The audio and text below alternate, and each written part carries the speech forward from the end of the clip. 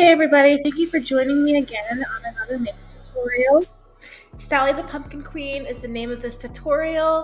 As you can see, I recorded this on Halloween and I didn't expect to record this before work, so it's a little unstructured. The first thing that I did was I brushed my hair into a bun that looks like a crown.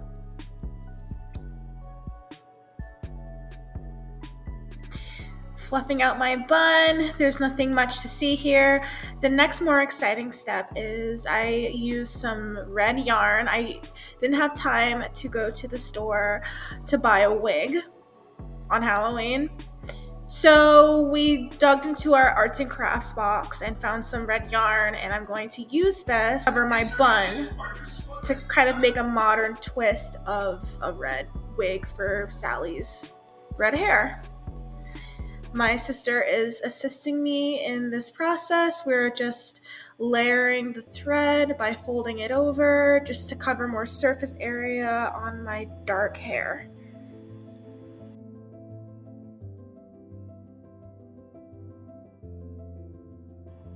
Another unexpected yet creative element that made this makeup transformation more fun during this rush was the fact that I actually mixed and created my own face paint. Again, it was Halloween.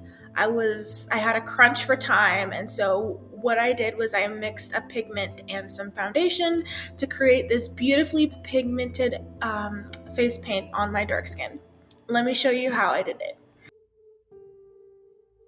Hey everyone, so this is how I made the face paint.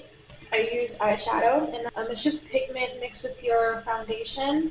If you're darker like me, it's going to take some more pigment. So I chose the darkest one, navy blue, on my eyeshadow palette that I use all the time, as you can see. There's a specific recipe to make the pigment. You just adjust in accordance to how much pigment you have in your natural skin. I am ultimately very proud with how this came out within just a couple tries. It is highly pigmented and easy to put on. The next step is to add a bright pop of red color on the lips. This is the distinguishing factor between looking like a zombie and actually looking like Sally because of her red lips. After putting on the red lipstick, I added a green emerald shimmer eyeshadow onto my lids to give that smoldering look while complementing her blue skin tone. I'm using black liquid eyeliner to draw on my eyebrows against this dark blue unnatural skin tone. Some wing eyeliner on the lash line, but not too much because you don't want to overpower the green eyeshadow, and just drag it a little bit under the eyes, maybe a fourth of the lower waterline from the outer corners. The next step is the final detailing on the face, which are her stitch mark scars. The stitches go across from the corners each side of her mouth, creating a false smile. And there's a scar going from the top of her forehead, which is about a third of the way in, across her eye. For those who don't know, what I like most about Sally and why I resonate with her character is because of her resilience.